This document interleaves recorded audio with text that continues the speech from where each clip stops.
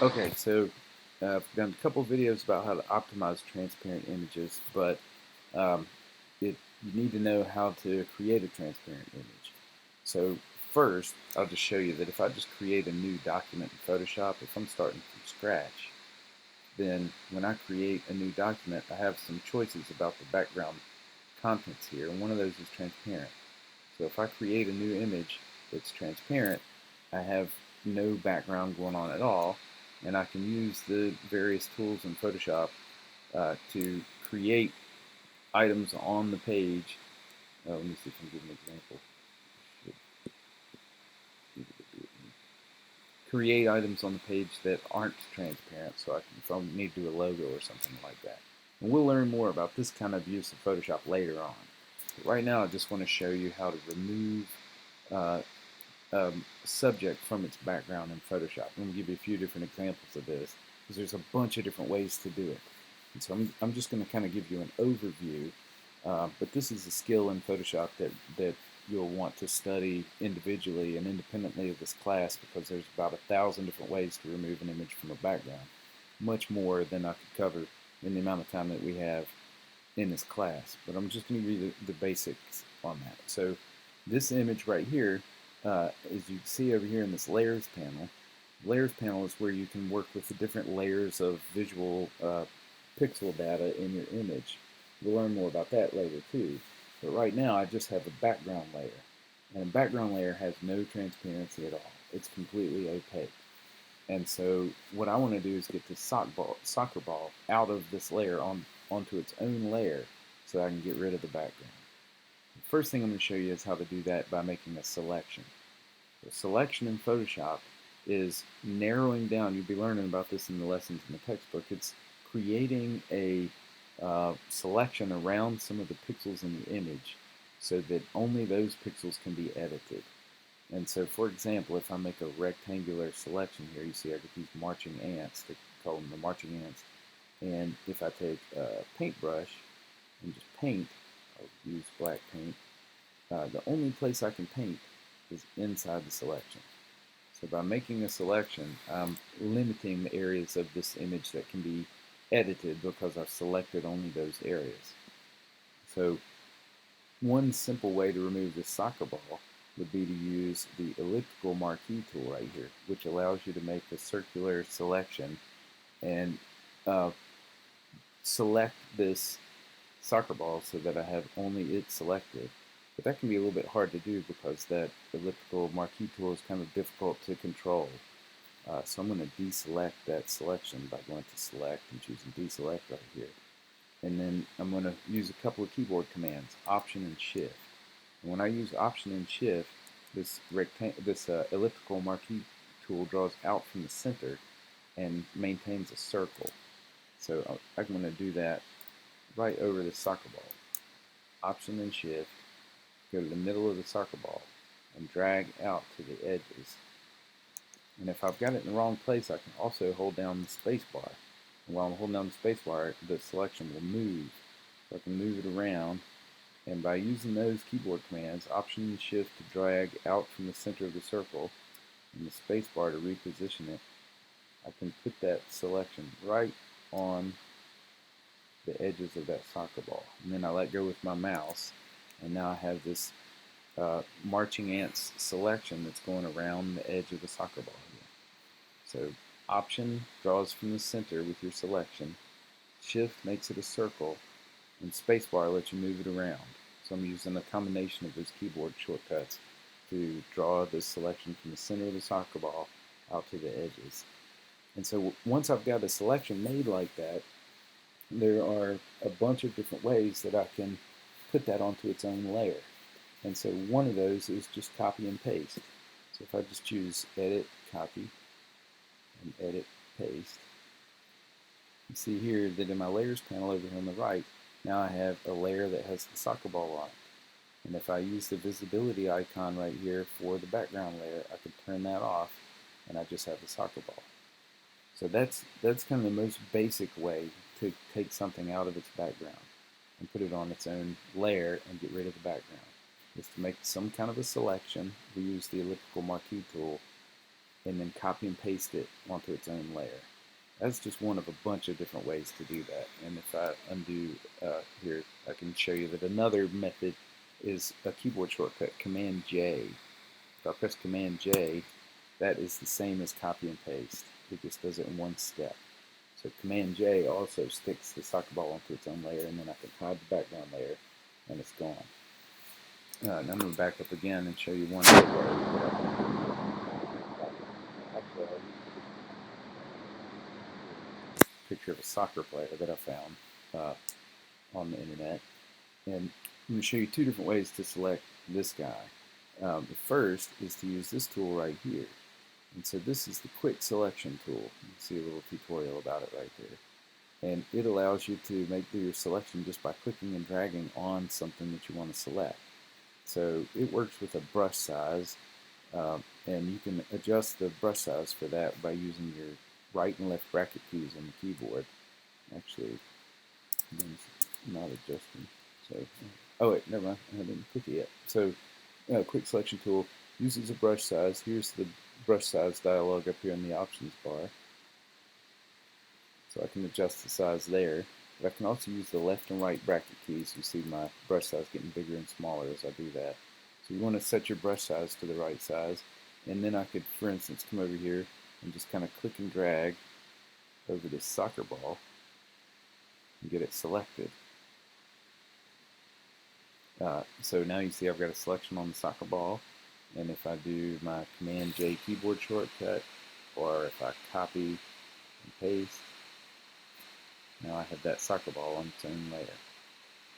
So that's a method that you can use, the quick selection tool. They've also added a new feature in the recent updates to Photoshop. It's the select subject button right up here in the option bar. When I have the quick selection tool selected, one of the options up here is select subject. And if I click that, and Photoshop thinks for a second, and then it does a pretty good job, depending on the image, of selecting the subject that is in my image. So in this case, it's selected both the soccer player and the soccer ball over here. If I zoom in, I can see that that selection is pretty darn good on the soccer player. It's covering it pretty well. On the soccer ball, it's not so great. Where the soccer ball is blurry over here on the edges, it didn't select it. So when I'm using the quick selection tool or this select subject method, if you don't get a perfect selection from these kind of automatic methods, you can refine it a little bit using this select and mask button up here at the top. If I click that, it takes me into this dialog box here that controls the selection. And you can see that I can adjust this transparency slider to see the original background and to see how it looks with my new selection. So it's a nice preview of what you've selected and what you're getting ready to copy and paste. And I should be able to, I'm going to zoom in. And on the soccer ball over here, you see I've got a paintbrush. Let's see what happens if I just paint around on the ball a little bit. So it also gives me the option of refining my selection a little bit by painting around the edges of the thing that I want to make sure that I include. So let's see what else I have. Brush tool, what happens if I use that? With the brush tool, I can paint right in to paint the soccer ball in a little bit better. Maybe I'll make it a little bit bigger using the bracket keys on the keyboard. And there, by just kind of painting in on the soccer ball, I get a much better selection.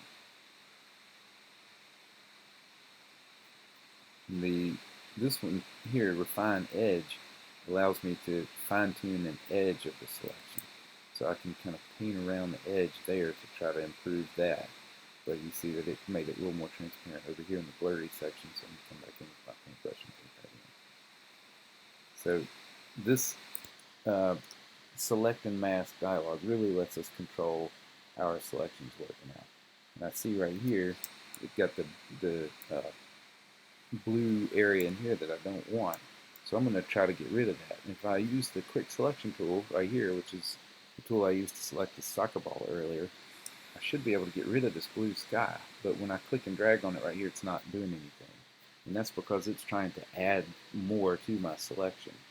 But if I click on the minus sign right here, I can subtract away. So by dragging on this blue sky that's inside between the guy's foot and his leg, right here inside there, I can get rid of that blue sky that I didn't want. So there was some area I didn't want to have selected.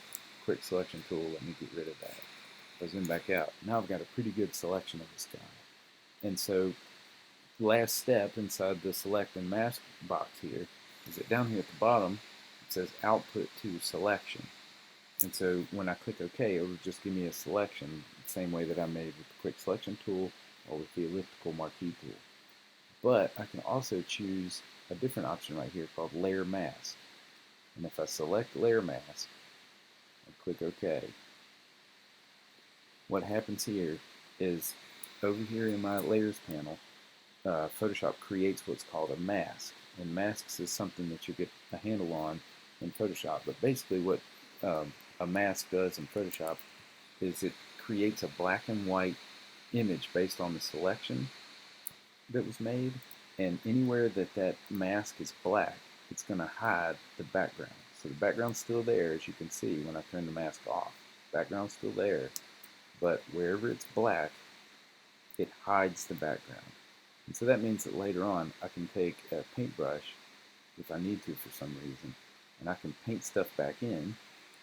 Undo that, or I'll press the X to get black as my foreground color. I can paint stuff away, but it's never permanent because all the stuff's still on the layer. So layer masks are really useful, and that select and mask button up here when you make a selection lets you create a layer mask really easily like this.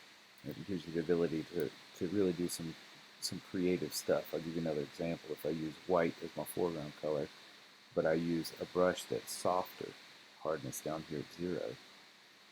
I can make this a little bit bigger here, and then I can I'm using quick selection tool and use the actual paintbrush instead. Sorry. 0 for the hardness. White is my color. A little bit bigger brush, and then I'll paint in right here. So if I wanted, for instance, some faded sky around here, something like that, I can use a soft brush and just paint in some extra white. And here's what my layer mask looks like now. So if I wanted to do some creative effects, I can do that with layer masks. So we'll learn more about layer masks. That's another good item to study on your own. But in this case, I just used the select subject button in that quick mask tool, and then refined it with select and mask, and told it to give me a layer mask here as my end result. So now I have, if I want, I could take this over into another image in Photoshop to combine these two images together if I want to. Do something like that.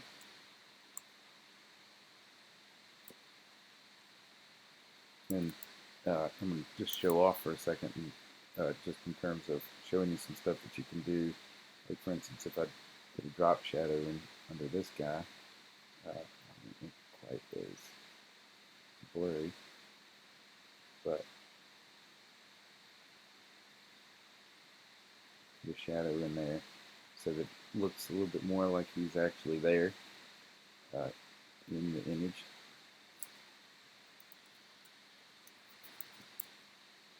There. So, that shadow makes it look like he might actually be flying through the air over that soccer field or whatever. And then, I guess I could also take this image right here, save it in the Ping 24 optimization method, so that it has alpha transparency for that shadow. And then I can go over here to brackets, throw this guy in, and now I've got my little web page that I'm building has the soccer field background and this guy with his shadow hanging out over the grass there. So this gives you a lot of creative options. You can do a lot of interesting stuff by taking some subject out of its background, using the right optimizing tool in Photoshop so that you have a good amount of transparency, the right kind of options for your transparency there, and then using those images in your web page to get some kind of creative results like this. Alright, so that's our focus for this week. Using transparency in Photoshop and then optimizing that appropriately for the web.